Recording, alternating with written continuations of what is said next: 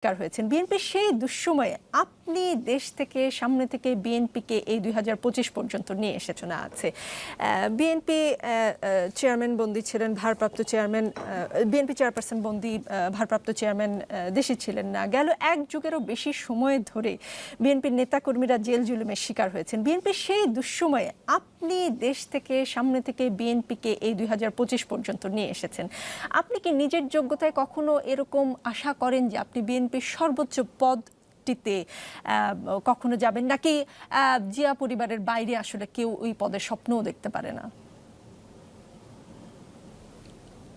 এক মুহূর্তের জন্য আমি চিন্তা করি না। আমি এই চিন্তাটা করেছি আমার দেশনেত্রী বেগম খালেদা জিয়া, যাকে আমি মনে করি গণতন্ত্রের মাতা, এবং সত্যি কথা বলতে কি গণতন্ত্রের জন্য এত ত্যাগ কেউ স্বীকার করেছেন এটা আমার জানা নেই।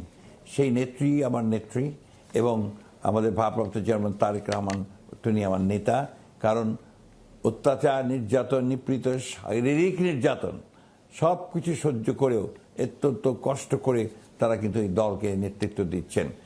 এখন তারেক রহমান সাহেব বিদেশ থেকে, আর আমার নেতৃত্ব দেশে থেকেই জেলে থেকেছেন, এবং যেটা তার প্রাপ্য ছিল না।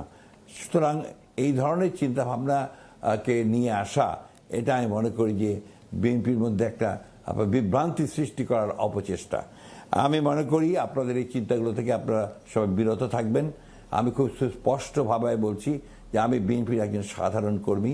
ব্যক্তিগত চিন্তায় আমি রাজনীতি করি না, আমি চিন্তা করি দেশে গণতন্ত্র প্রতিষ্ঠার জন্য। আমার ব্যাকগ্রাউন্ড পলিটিক্সের সেটাই, এবং আমি সেভাবেই রাজনীতি করে এসেছি। আমার নেত্রী দেশনেত্রী বেগম খালেদা জিয়া, আমার নেতা হচ্ছেন আমার তারেক রহমান সাহেব। এই ব্যাপারে একেবারে 100% আপনারা নিশ্চিত থাকতে পারেন, এবং অনুরোধ থাকবে একটা যে দয়া করে এই ধরনের প্রশ্ন করে জনগণের মধ্যে কোনো বিভ্রান্তি যেন সৃষ্টি না হয় সেদিকে লক্ষ্য রাখবেন। জি নিশ্চয়ই বিভ্রান্তি ছড়াবে না, কারণ আপনি স্পষ্টভাবে একদম স্পষ্ট ভাষায় উত্তর